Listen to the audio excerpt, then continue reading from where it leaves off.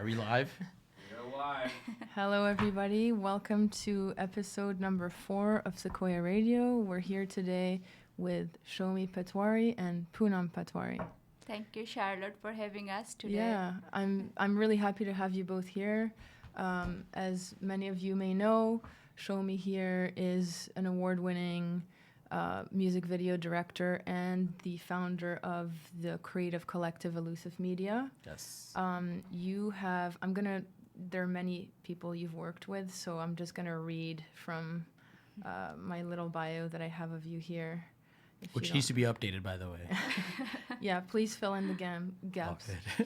So I'll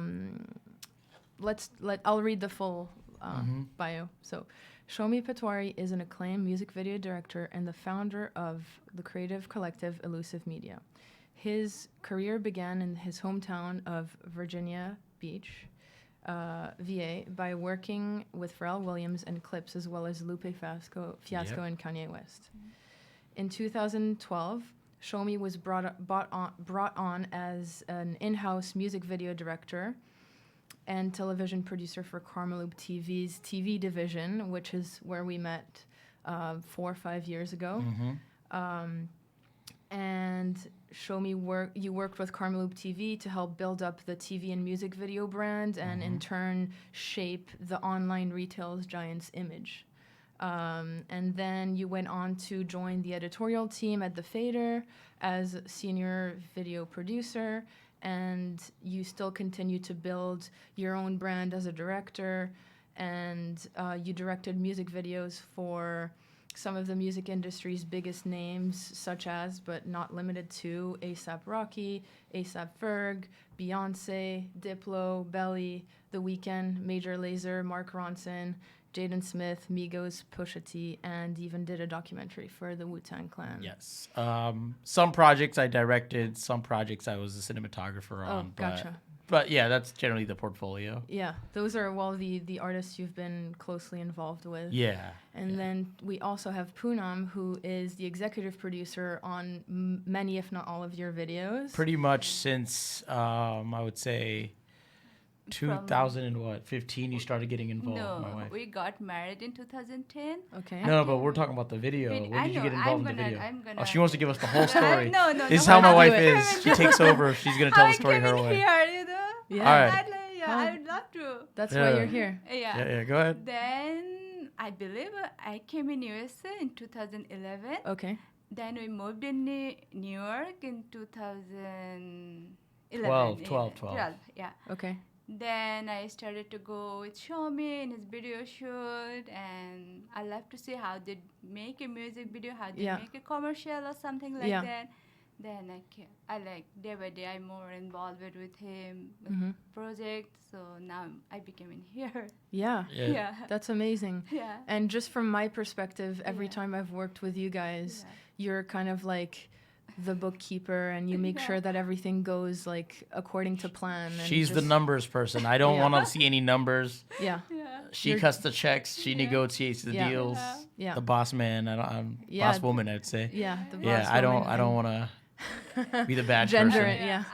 I would love to say Shomi is the one who bring me in, like to become a producer. He's the one. Without him, I was never able to do like in this field, media or something like that. Yeah, her experience was more in the finance part. You know, when she first came to this country, she was working with my dad on the accounting side. Yeah.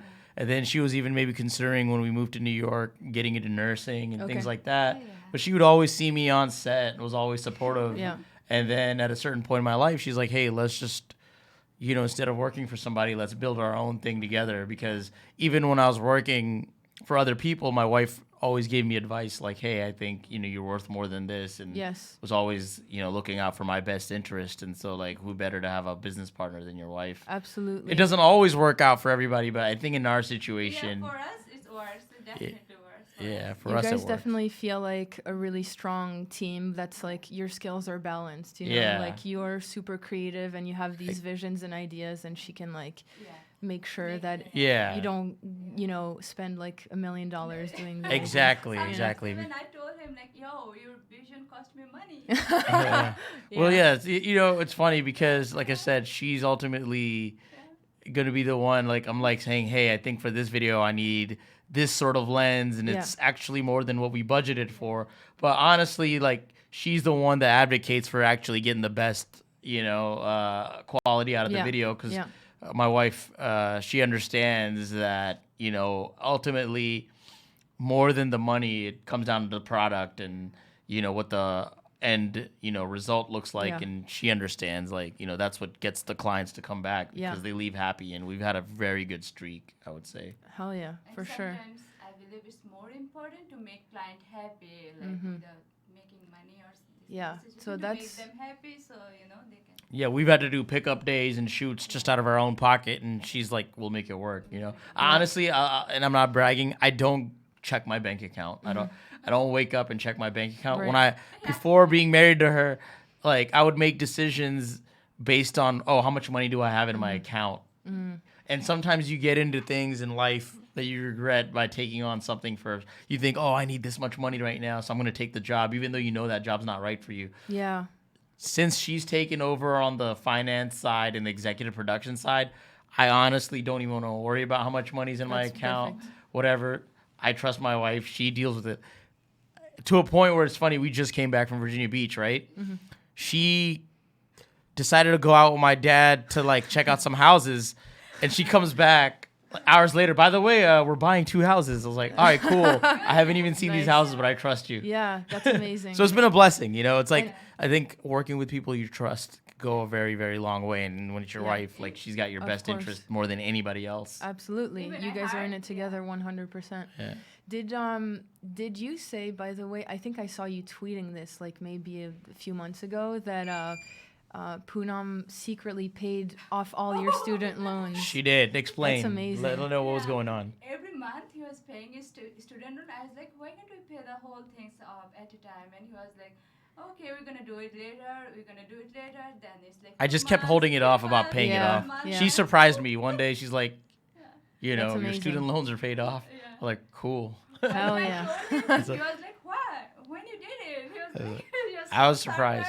That's like the ultimate boss move. It's not like, here's a car, here's a Yeah. chain or whatever. Like, Yeah. here's all these student Here's your loans student paid loan. off. People don't realize student loans can cost more than cars and Absolutely. jewelry and things like that. For sure. It's a burden, but she surprised me. Like, didn't even tell me, and I mean, it was great. It was an amazing feeling. That's amazing. And so you mentioned Virginia, being in Virginia. That's where you got your start. Because this podcast is a lot geared towards people that are up and coming, and to kind of like take off this like veil or remove the gatekeepers and just really share like real information with people, the information that I wish I had when I was coming up. I feel the same way.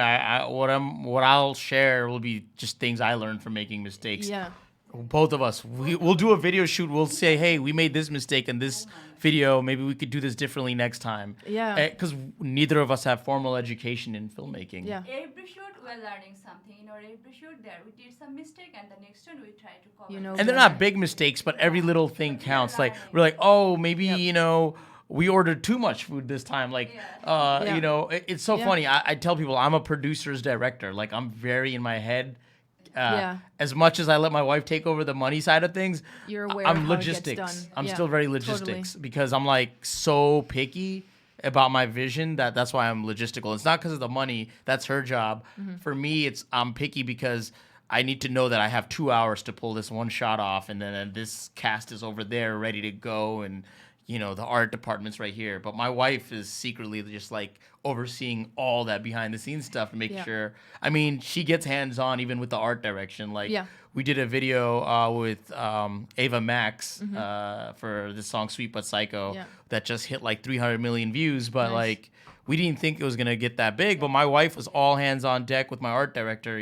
My art director will like do a few paintings here and there, but like, it's funny, every time we do like some sort of dinner setup, my wife's like, yo, let me just take over. I never put we don't put her, credit as like art director or art assistant. It's always executive producer, but she wears many hats as well as I do. I think it's so important, like when especially doing like short form content. It's like if you can have at least a basic knowledge of every different department, it's gonna go smoother, and you're gonna be able to like tell people what you want better. But to go back, I know you started about the whole Virginia thing. It's interesting because Virginia is not known for video production, really, especially Virginia Beach. Virginia, like Richmond, Virginia, there's a lot of production going on, but we're from Virginia Beach, which is more in the southern part of Virginia, right?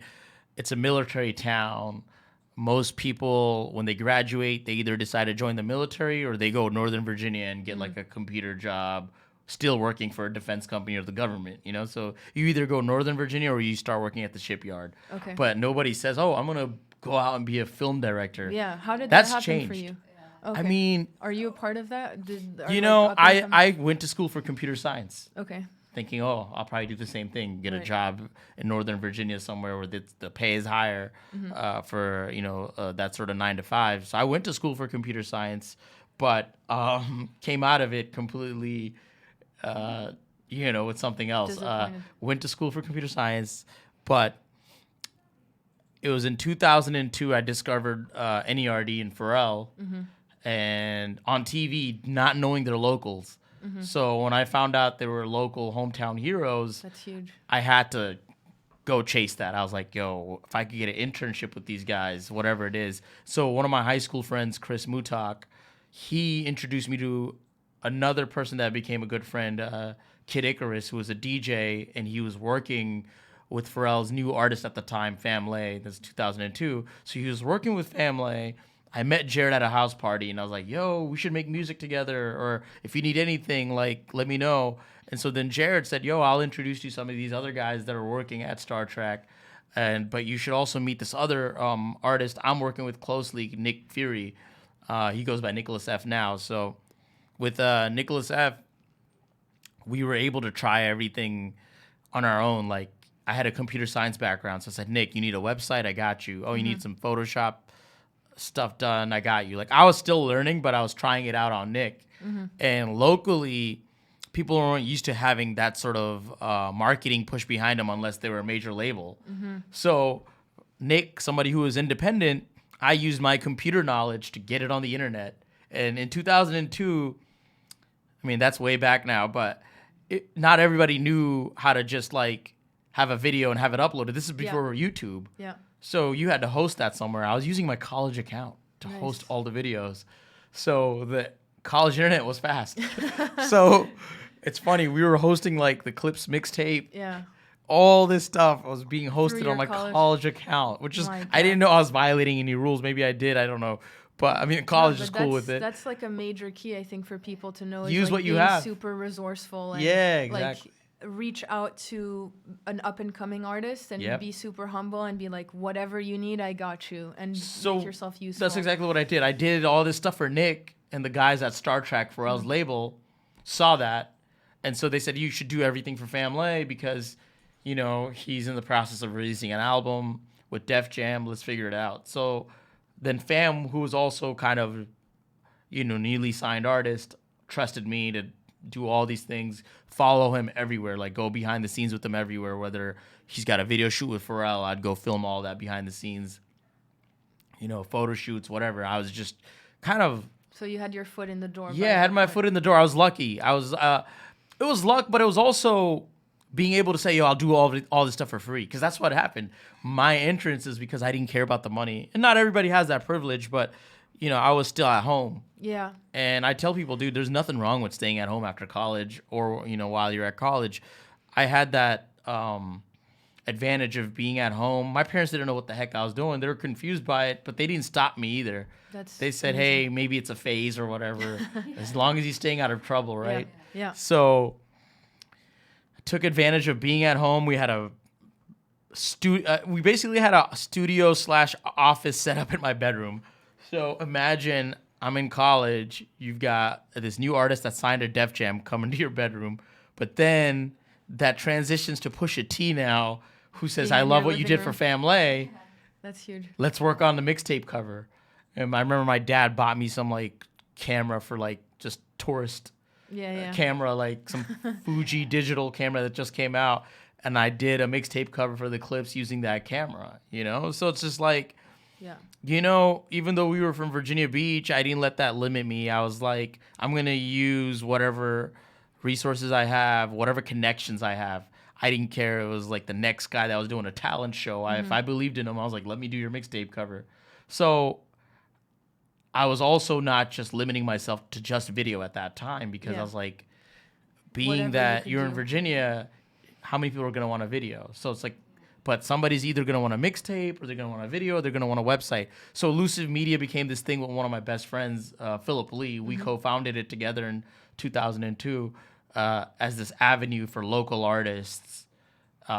Luckily, some of these local artists happen to be signed to Pharrell, but, you know, local artists, unsigned or signed, to, you know, just work together and build this thing out. And, you know, never knew it was going to be what it is now, which, you know, I'm grateful for. Yeah, that's huge. So, you know, the message in general is to people who want to get their start, because I actually have a question from the audience, somebody who knew that you were coming in. Oh, wow. And who, by the way, says that they're a huge fan. Oh, thank you.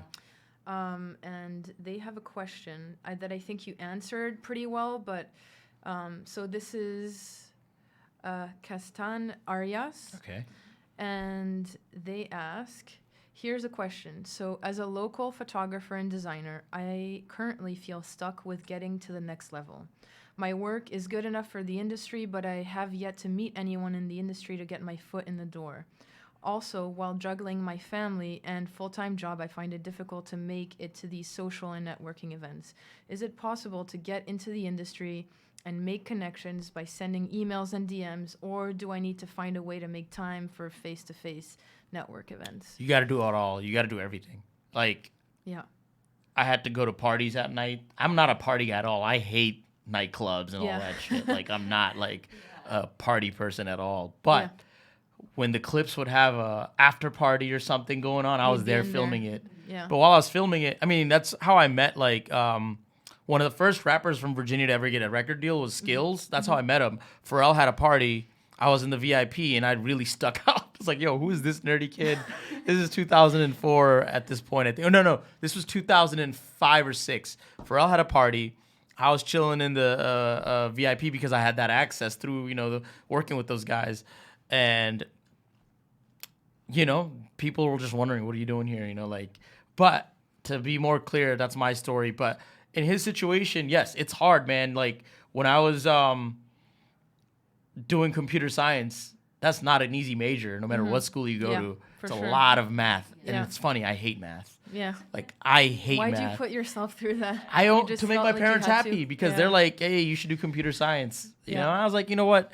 My parents came here with $250 in this country. I'm not going to be that kid that says, well, you know, let me, you know, just not listen to you guys. You came here for my education. So I respected it. I totally get that. You know, there's kind of a pressure of like first generation kids to like make it all worth the sacrifice. Exactly. So understand, everybody has crazy schedules. I had a part-time job that I was working. And I had several part-time jobs. None of them I could keep, because it's hard to keep a job when you're trying to do this. So they were catching on to you. Like, you know, the best part-time. I had 2 part-time jobs that were the best, and they're all seasonal jobs. And I think seasonal jobs is one way to go. You make a little bit of income. Also, another thing, do not live beyond your means. I am very frugal even to this day, like how I spend my money, and that's a key. Image is important, how people see you, how you're dressed, all that'll come, but like being frugal and being very smart with it is important. Okay, you want to wear cool clothes, why don't you just make yourself a t-shirt that's your own brand, and you're marketing yourself, and then you get, you know, that's one thing you can do. I did that. I had my own clothing line at the time, and my first customer was Drake. I had a clothing line called Dumb Scheme Drake was my first client. How did that even? We'll go into that. I still want to just kind of express. We'll go into that. Right. That's funny, I know. Yeah. Not to like name drop all over the place. It's just the business but we're it's in, right? important for people to know. Understand. Like, But again, like being super frugal, I was super cheap. I was hustling mixtapes in college just to like feed myself. I'm not saying my parents didn't give me money when I needed it, but I had too much pride. I didn't want to ask them. Yeah. I especially didn't want to ask them because I was secretly low-key doing this other stuff in the media world that they had no idea about, and I didn't want to stress them out. Yeah. Because, like I said, my dad came here with $250 in his pocket with 2 kids, my younger brother, Tash P. Yeah. For those who know, he's a producer as well. Yeah. Shout out to Tash.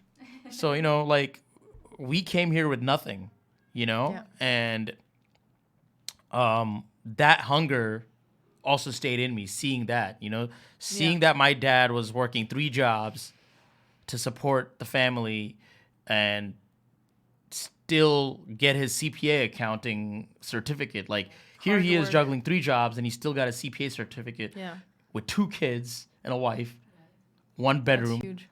If he can do it, why can't I? Yeah. Yeah. And just by I don't want to not sound empathetic to other people's struggles. We all struggle. Yeah. Everybody's in bad situations. But when I see what my dad did and how hard he worked, I was like, there's no excuse for me. Yeah. Because I have a roof over my head. Yeah. So if I can't make it and he made it, there's no excuses. Yeah. You gotta just be frugal about it. I had a lot of my friends that were buying all sorts of cool cars and spending all their money on cars with the part-time jobs they had. They spent their money on a bunch of sneakers, a bunch of cool shit. Yeah. Nothing wrong with it if you can, spend that money. But me, I spent that every last penny on maybe buying that next camera. Yeah, that's what made the difference. Yeah, That's what made the I difference. saved every money I was doing designing flyers. I didn't love doing flyers, but that's what I had to do, and it still kept me creative. I saved every penny that I made from doing flyers. I remember by the time I graduated, and it's not much money, but by the time I graduated, I had saved up like about $15,000 from just doing flyers and mixtape covers, right? Yeah. And I used that $15,000. Me and my friend, we put our money together to get our first studio office. Nice. It was like a risk we took because I had just graduated. My parents were like, "You sure you want to do this?" I was like, "Yeah," And so I had saved up money and done that. But really, like, my advice is, make your money, but also don't be afraid to do free stuff for artists that are dope. Yes. If you find a super sick artist, they don't have to be signed. When I worked with Ferg, he wasn't signed yet. I was about to mention that. A lot of these guys weren't signed first, like Nicholas F. Wasn't signed, but he was well respected. So I'm not saying just do free stuff for like a bunch of bozos. Yeah, be smart about who you do free stuff for. If they're like cool artists, somebody you respect, it may not be somebody that the industry respects, but if you see something in that artist, invest in them. Yeah. And not every time they may not repay you, but somehow or another you're going to learn from that experience. But that's how I did it. I did, at first I didn't even know what an invoice was. I talked about it in another podcast. I didn't know what an invoice was. And so like I was just following around the clips, family, and eventually they're like, "Yo, invoice us for this." I was like, "Oh, what does that mean?" It's like, it means, you get paid. I was like, word? So first invoice I ever did for an industry client was for Pharrell. Nice. And it was only $200 for a logo. It's for a logo for a TV show pilot that one of Pharrell's friends did, and I designed the logo. It's $200. That was my first check from Pharrell. And I was just showing it off to everybody, like, "Look, I told you I work with him." Did you keep it? Or did you? No, I needed that money. But my friend Ricky Uyi, who's an amazing video game developer, he's actually in the gaming industry. He's at Valve. He just told me recently he still has a photo of that check. And I'm like, dude, I don't even have it. I'm starting to get more sentimental with things, but I used to not. Like, I forget, like, yeah, that you're busy doing stuff. So busy that there's so much cool stuff that I should have archived. Yeah. That I didn't. Like, I have these tapes laying around that I need to go ahead and like upload. Yeah. These are videotapes of like being in the studio with like some of the greatest artists, and I just don't have it uploaded yet. You should definitely upload and maybe like even have a YouTube channel. For sure. No, we're working on a YouTube channel. Nice. We are. I've been talking to Ford about it. Cool. Ford who's doing our sound right now, actually. Yeah, Ford is behind the camera as usual. Yeah, but back to the topic of how do you juggle all this? There's a way. It's hard. It's not going to be easy. I didn't get any sleep. Oh I was staying to this day. I didn't sleep yesterday till 4 a.m. 4 o'clock. He We went got to the 5 bed, deadlines. at 4 o'clock, and he woke My up wife at is like- up at night with he me. woke up at like 8 or 9 o'clock in the morning. I was like, why you woke up this? Like, you should have to sleep 8 hours. Like, I'm not getting my 8 hours But yet. I I'm not mean, suggesting to go unhealthy, but dude, you got to make sacrifices. Yeah. I woke up today at 10, 11. I had to answer emails. We had to book locations. We still got work to do, you know, like. Yeah.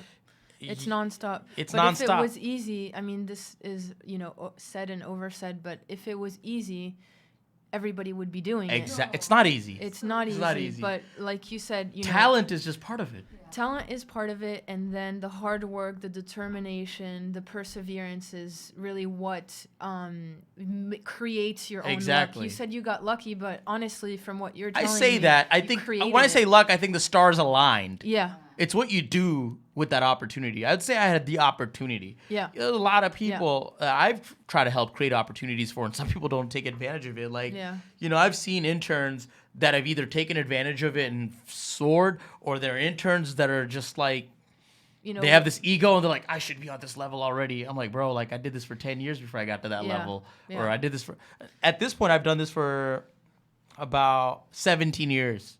Yeah. Now I'm finally like at a point where I feel financially like, oh, this is paying off. Yeah. Yeah. For a very long time, it didn't pay off. Even when I moved to New York and I was working at Karmaloop, I had a pretty decent salary, but instead of like living in this dope apartment, I decided, me and my wife, we made a decision. We're going to stay in Jackson Heights. We're going to get a 1-bedroom in Queens. My neighbor was like, yo, I saw your name in a video with Belly and the Weeknd. Is that the same Shomi Patwary? I was like, well, how many Shomi Patwarys do you think there's going to be? So I'm living in this apartment in Queens, and people are starting to see my videos with my credits. Even my cousin's like, yo, the neighbors don't believe that you're that same director that's doing all this stuff. You know, when we went out to shoot in Houston for that video with Julian for Beyonce, people aren't believing that we're out here and going to Jamaica with Major Lazer and doing all this stuff. But why? They didn't believe because it's like, yo, I'm not, I don't need to prove anything to anybody, right? I don't need to live in a dope apartment or a big house. That will come. The money will come. Yep. Now, yes, when I moved, I had a 1-bedroom apartment in Queens. Now, luckily, we've taken our investments wisely, and I'm buying my 6th house right now. Like, Nice. Is it 6th or was it? It's 6. 6th, yeah. Sorry, I don't want to sound, and that's not even to be an ego. It's just because my wife is literally making these transactions happen. We just started a real estate company. Nice. We're gonna get into commercial property next, but Bengal properties. So, and you got to diversify your investments because you don't know how long you're gonna be hot as a director either. Yeah. Not to say you should be like giving up or anything. I'm not doing that. But be careful because you'll get to a certain point where you can't take every job. Yeah. So you better have income streams coming from And else. one thing I would love to mention, because all the help Shomi's parents are doing for us, without them, we'll never. You got to have good parents too. It does help. My parents, honestly, like when I was younger, I didn't listen to any of my dad's financial advice, and I was, making some mistakes at first. Yeah. Not to say I didn't make mistakes either. Like there was a time when I was frugal and knew how to be smart about my money. Then there was a time when I saw a first big check and I bought like a Benz and all this. This is before I met my wife. Yeah. And then later with my Right, I wife, have a she is feeling right now it super wouldn't smart fly. about how to spend money. My wife is, even with her life spending, like she is super smart. Like That's to this huge. day, we haven't even gone on our honeymoon vacation yet because we didn't have time. We talk about it. We joke about it all the time. Sometimes I joke with him about this. It's like, yo, we didn't even go to a honeymoon yet. We just been working every day. As much as I work, my wife works behind the scenes just as much, crunching numbers, answering phone calls, negotiating prices. You got to, you got to hustle. To negotiate, he has to do any now. I'm shy. I don't like negotiating. She loves to negotiate. Yeah. It's the Bengali, I was born in Bangladesh, but I wasn't I was only raised there for 8 years. She grew up most of her life there. Okay. And there's this stereotype of where the village that she's from, or the not village, the city she's from, they're like good negotiators. Is like the That's thing. huge. As a producer, I have to do this. So Yeah. how can I have to do? I feel like it's some kind of it's part of my job to Yeah. do Yeah. all these things. Yeah. Yeah, And- but I mean, it's amazing that you're bringing something that's really strong from your culture to like, you know, you're like American 100%. Bengali, you're Exactly. completely Bengali, and you're bringing that strength with you of like being able to be like, fuck you, no, it's like this much. I don't mind letting my wife be the bad guy, because sometimes when, not to be sexist, when the woman is the bad guy, it's easier for the client to deal with. Women, I could see that. you know, like you For gotta once, like, use the the feminine energy for the goodness. So it's like, you know, for once, like the stereotype of like the woman, like that usually goes against women, works in that favor if you can. You know, of course not for maybe all women, but for anyone, with the way my wife does it, she'll say it in a very sweet way, like, "Hey, can we negotiate this down?" And it's hard for them to say no. They'll say no to me in a heartbeat.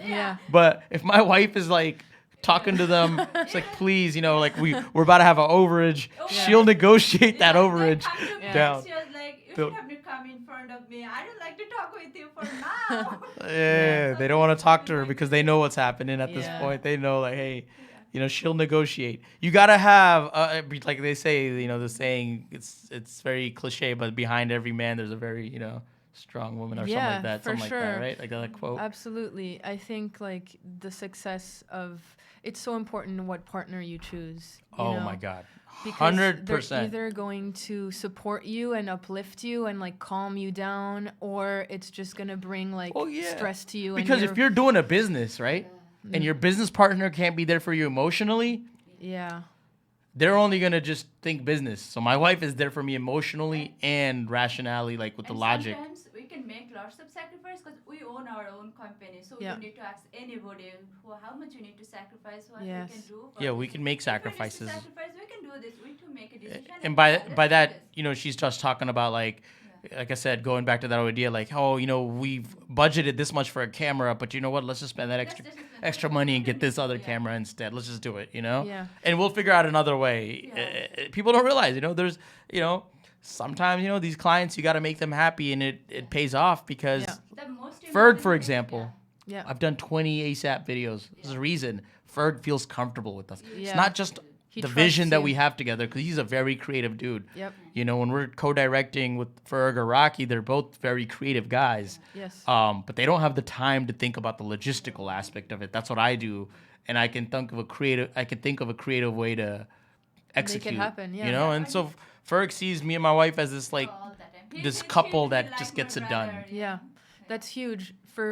I think another key is, you need to develop a relationship with the client where they trust you. Trust is everything. Yeah. More than the vision, it's the trust, because their livelihood is on the line. Yes. Some of these artists, because they're answering to somebody. Like they're the label boss, because you know, like they some artists, this is their first time doing a video, and they just got their first big budget, and if they blow it, they may not get it again.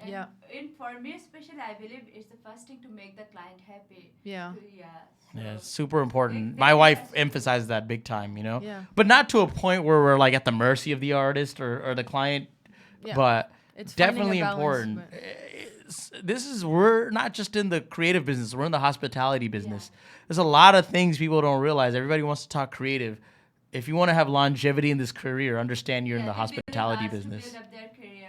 This is like a major key for people. We should have to help them to build up their career. So think long term. Don't think long term. Like, I'm gonna make a buck out of this person. That's gonna ruin your reputation. I tweeted today. I was like, "Yo, your attitude is more important than your art, because your attitude will be the key to your longevity. Like, if you want to last in this business, people have to like you. There are people that need to work on themselves socially. There's people that need to work on themselves. I have my weaknesses, and every day I'm like, okay, I need to work on those things, because you know, sometimes I'll be on set and certain people are like, oh man, like you didn't get to listen to this guy, he had this opinion or something. I work towards that. Next time I'm like, okay, I'll be more attentive to that person. Right. So there are weaknesses we all have and strengths that we all have, and you have to acknowledge your weaknesses. One thing I will say that I always thank every single person, from the PA to the person that's catering us.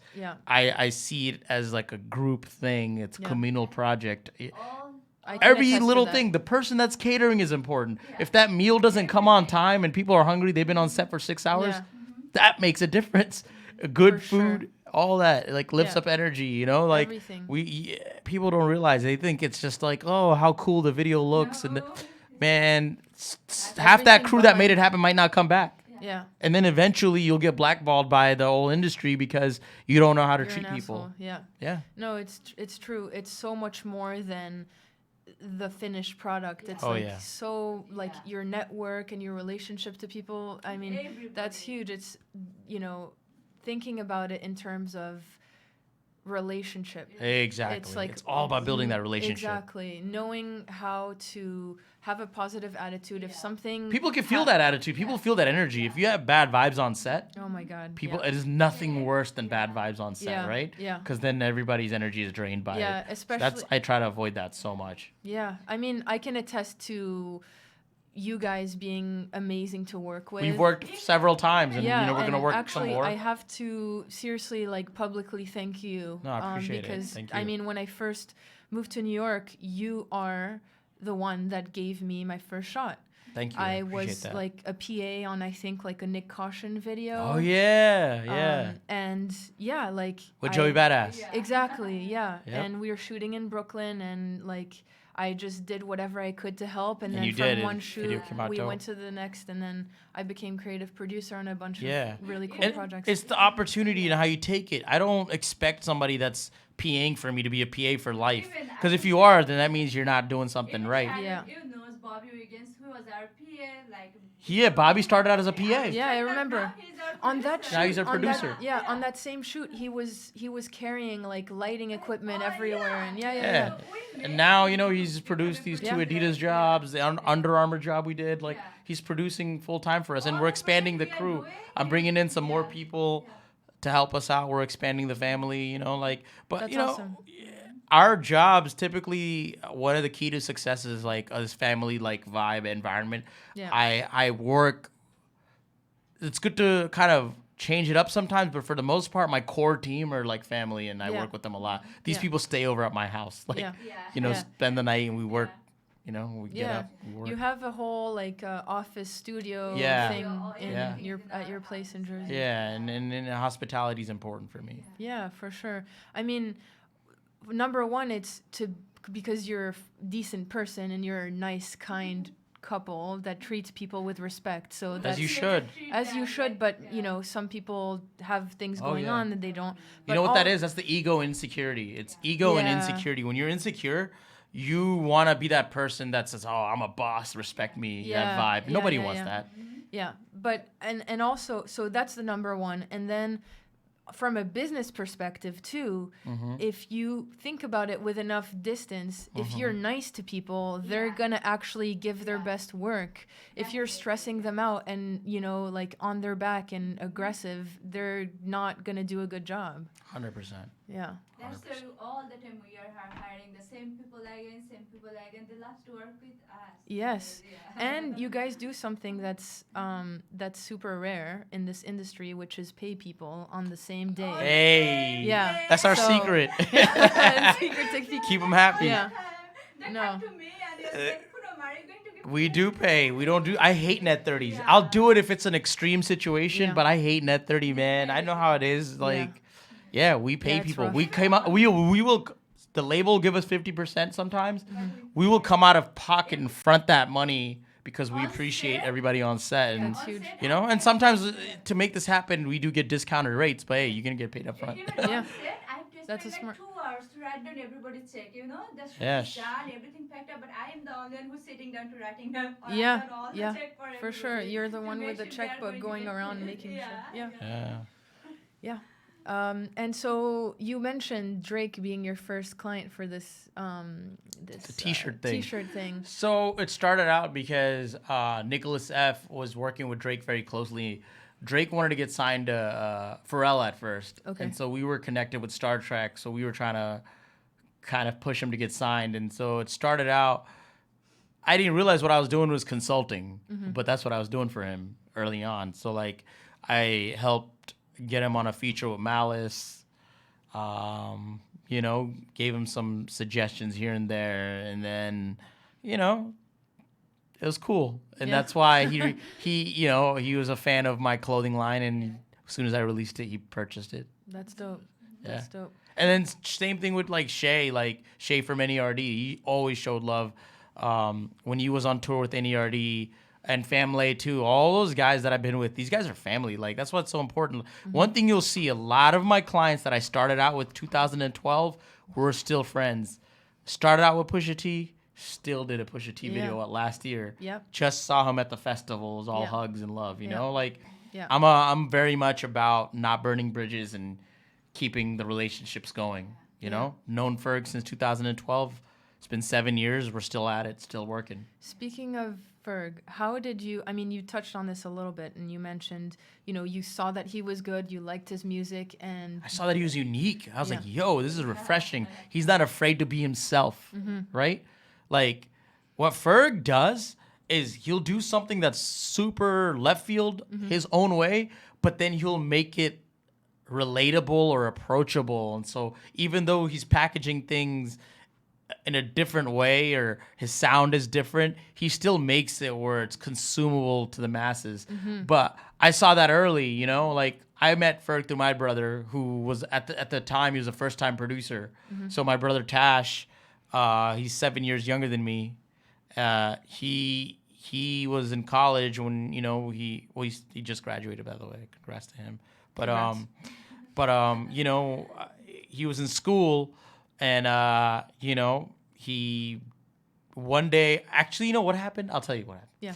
One day, my homie Doug Dozier, who linked me up with the whole Star Trek camp. In the first place, Doug was an A&R there and consultant and a bunch of things for Pusha and all these guys at Star Trek. He really helped me get on with Star Trek and you know, early on. One day, Doug texted me the Peso video. I was like, remember that yo, who are these kids? Yeah. I woke up my brother. I remember I happened to be at home in Virginia. I woke up my brother. I said, you got to check out these kids. My brother was instantly like, yo. I still remember that. Yeah. The day we saw the Peso video, I was like, yo, these kids are on another level. They're talking about some high fashion shit, but presenting it in a way where you got that Harlem swag mixed with this dirty South shit. So like, stuff that we grew up on that we could connect to. I saw that. I was like, yo, these guys are it. Like, Rocky's going to be a superstar. And then saw Yams, saw Ferg. So my brother was just, like, tweeting. And one day, he just cold messaged Ferg. He's like, yo, here's some beats. Yeah. And we didn't really hear anything back other than saying they vibe with the beats. One day, we're watching Coachella live stream. And Ferg comes out to Persian Wine, a song that my brother produced. Shit. And we were jumping up and down. I was like, yo, your first placement is a record That's that you huge. just did as a first-time producer. This is nuts. Yeah. It's miraculous. That's And then, that must so, have been a wild insane. Because we were just like, oh, shit. Yeah. And so, especially for my brother, like, I was already in the industry and working at that time for a lot of pretty, you know, signed artists. But for my brother, being his first record was with that's ASAP huge. Ferg. Yeah. And that just built this network for us. Right around that time, I said, I got to move to New York. It was 2012. I couldn't, I had, the Virginia thing ran its course. It's like, I was working a 9-to-5 job. I was working at a university and directing on the side. And this Professor Eleanor, who's a very good friend of mine. What were you mentor. doing at the university? I was a media supervisor. Okay. You know, I had just gotten married, so I needed the health insurance and all that coverage. So this is like 2010. And my parents were so impressed because he working for a university. So Oh, yeah. She was trying to make it look like I was a professor or something to her dad. It's like, no, I'm just like doing cool A video stuff. supervisor. he's Yeah. working for a university. That's all for my dad. 'Cause Yeah, he- it's like super respected. It's Yeah, like yeah, professor, so- doctor, lawyer. Whatever. So she was like, yeah, he works at a university. But I mean, I did. I was actually lecturing kids here and there. Eleanor gave me a chance to like talk to the kids over there at the university. But you know, I was working at the university. Great job. Love that college. Love Hampton University. It's a historical black college.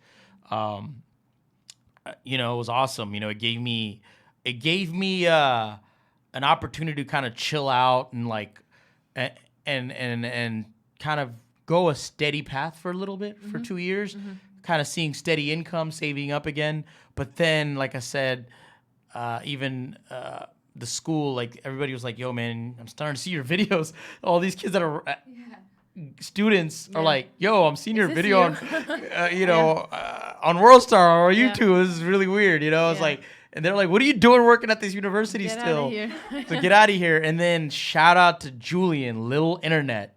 Yeah. The reason I moved to New York, he saw my video one day that I did for Family, and he was like, yo, you look like the type of person we need, man. And you're from VA, and Julian's from VA. Yes. I had met Julian a long time ago at a house party, but Yeah, we 'cause never he's really. From Virginia too. Yeah, he's from Virginia. Not from Virginia Beach, right? He's from Norfolk, which okay. is close. We're Yeah. still the 757. Yeah. Same area code. Yeah. Norfolk is like a 20-minute drive Okay, from Virginia cool. Beach. Yeah. They're our neighbors, But so I met Julian at a party in Norfolk through another friend, Io. Ian Oliver was an amazing designer as well. Mm-hmm. Met Julian then. We never really stayed in touch, but Julian always I don't know, he's in touch with the culture. So he was Of seeing what course. was happening in Virginia, and he DM'd me like, yo, your video's dope. Like, would you want to do shit for Karmaloop? I was like, hell yeah. And at the time, Karmaloop was the biggest streetwear company. Yep. They were like doing 100 million a year, which is rare for a company that just came out of a basement. And I always thank Karmaloop and Julian. I know people had a lot of shit that they were talking when Karmaloop was going through its thing and was like going down. I'm always going to be grateful for what Karmaloop TV provided me. Same it's like here. it provided me a platform to work with Rocky and Ferg because shout out to Greg Selko. Selko trusted me and Julian with all this stuff in New York. We didn't really have bosses that felt like they let us run this agency kind of environment on our own. We learned everything on our own. We did it our way. We were doing something, not to brag, but we were doing something that was different that's now common where we started this like unique boutique style like agency. So true. Without calling it an agency, but we provided this platform for so many artists like ASAP Ferg. So when we did Ferg's first video, it didn't cost us anything because we already had all this equipment. Yeah. Literally, I tell people it cost me $45 to do the work video. And there was a psych in the Yep, we had space. a Psychorama for doing photo shoots and video shoots. Karmaloop gave us all these toys to play with, and we took advantage of it for sure. Yeah, Like, I mean the Karmaloop days were for amazing. people who were involved with it. I think changed everybody's. It the really course put a of lot of our people lives. on. Twan, Yeah. Sebastian. Yeah. You were interning there for a little bit, right? I was there for like a month. Yeah, Like- but you saw the madness that was going down. But it no, was it a was- crazy place, a lot of great energies. And shout out to Julian, Yeah, for if sure. it wasn't for Lil Net, I'll tell you, I wouldn't be in New York. And if it wasn't for me being in New York, I wouldn't be where I'm at now because now I'm in LA, I'm in London, I'm wherever you need me to be able to internationally do videos, you know?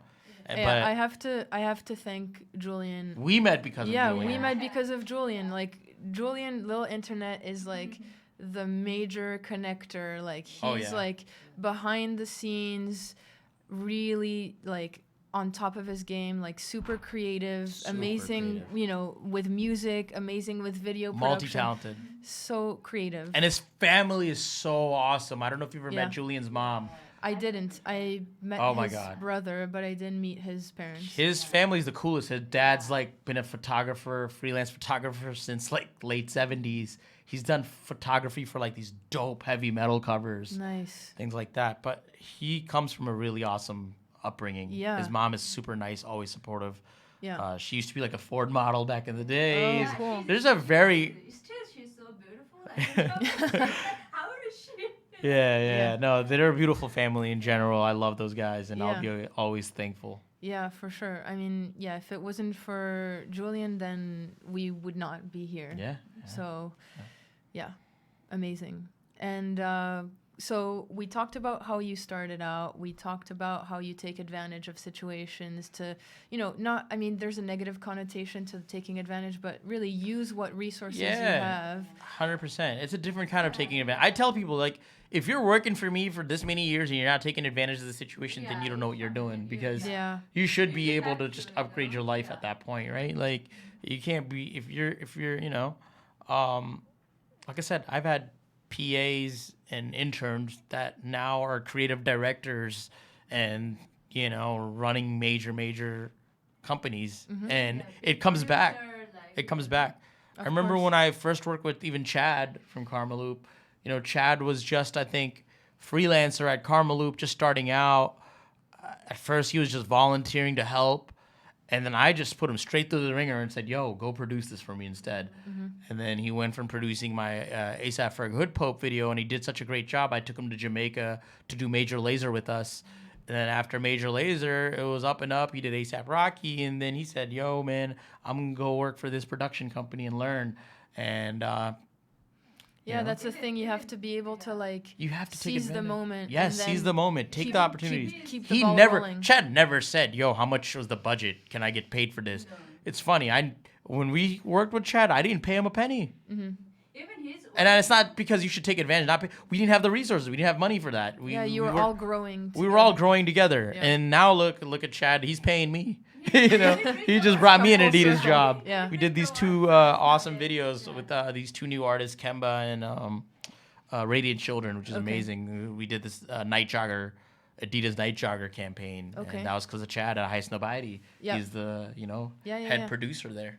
Amazing. Yeah, that's a cool. But Chad was just like any of these kids, just starting out. Yeah. That's the thing. Like, to answer our viewers' question, it's like, yes, it's hard when you start out, and you have to juggle a full-time job, your family, and people don't really give a shit about you initially, but that's normal. I think realizing that nobody owes you people will anything. doubt you. Yeah. Every step of the way to this day, I still get doubted on, but hey, like, you have to believe in yourself, as cliche as that sounds. Like, if you don't believe in yourself, nobody else will. Yeah. And sometimes, being naive is good too, because if I wasn't naive, I wouldn't be here. Yeah. If I wasn't stupid and naive enough to think like, oh, I can make a living off of this, because it's not easy to make a living off of this. Hard. I will tell you, there will be sleepless night when you're wondering where your next check is going to come from. But somehow it comes. Yeah. Because you got to keep going. Yeah, that's so Put true. shit on credit card if you have to.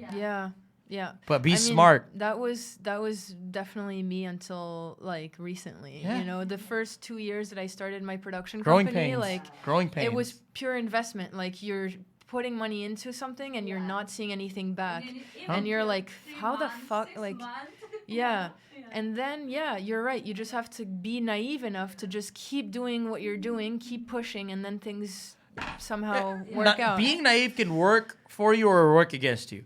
Being naive is good when you're naive enough to say, this is the business I want to be in. I could be somebody big. That's cool. Right. But don't be so naive or you feel entitled, right? Yeah. Entitlement's a big issue that I run into with a lot of newer cats that I work with. I won't name any names, but there have been situations where they're like, I've put in 15 years worth of work, and now you've stepped in for a few months and you think you could be in the driver's seat immediately, but you don't know the lanes, you don't know the roads in your head. Like, come on. Like, that's how you burn bridges. And that's the only way to burn a bridge with me is entitlement. When I see entitlement, man, like, just get that out of my way, because I had never felt entitled to anything. It's definitely I always felt like every opportunity I had was a blessing, and I'm always going to be grateful for it. Yeah. That's huge.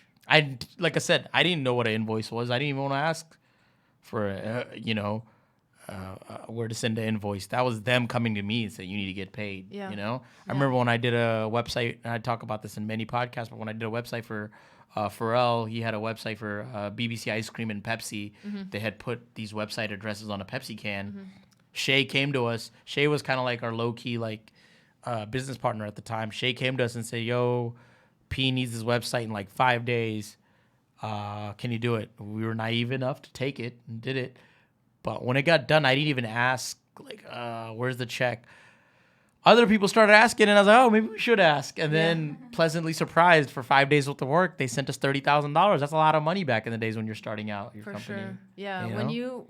When you get your first, like, big check, that's when you're like, oh, my God, I wasn't crazy. Like, Yeah, my parents were, for a long time at first, like, I don't know what you're doing, but maybe you should consider, getting your master's or getting a job. Now my parents are complete opposite. Now my dad is like, he's my CPA full time. He encourages it. He encourages us to take risks. He's like, yo, if you got to take this $200,000, $300,000 video, but the label's only giving you 50% up front, go get a home equity line if you need to get this video done. Nice. Like, your mom gonna put the money on Yeah, my parents will put up the money if I need to. They'll just let me loan the money, and this is to, for somebody else's video to get done. Yeah, no, that's amazing. It's not easy, man, but you got to take those risks. For sure. I mean, thank you guys so much. You've shared such, like, huge, advice. And I could go forever, but I've been fasting, and Yeah. it's 7:51. Oh, it's time to break the fast. It's almost time to break the fast. All right. Well, thank you so much, Shomi and Poonam. This was Thank you. episode number 4 of Sequoia Radio. Would love to come back again. For sure. That would be amazing. It's fun. Really my pleasure. And it's the first time people seeing my wife talk Yeah. business. Poonam's She's usually TV super debut. low key, and Yeah. I never like to come front of the cameras. she likes to be behind the scenes. I'm behind the scenes. She's even more behind the scenes. Yeah. I think people gained a lot of insight from what you both had to say. Thank you. And it's, like we talked about, you guys are a really strong team, and that's how you're able to take it to the next level. So people should see that. And I really appreciate you both for coming here. No, any day. And we appreciate you and all the hard work you've put into our projects in the past. Thank you so much. We would, of course, any day you need anything, let us know. Yeah. And we're Of going to work in the course. future again. Yeah, of I already course. know, we're going to keep But I'm so working. happy and proud of you. You're killing it. Let's see the portfolio. It's dope. Thank you so much. Thank you. Thank you, guys. All right. Bye, everyone. See you next week. Peace. Peace. Bye. Thank you guys so much. Cool. This was fun. It was. Thank Thank you so you. much, Charlotte.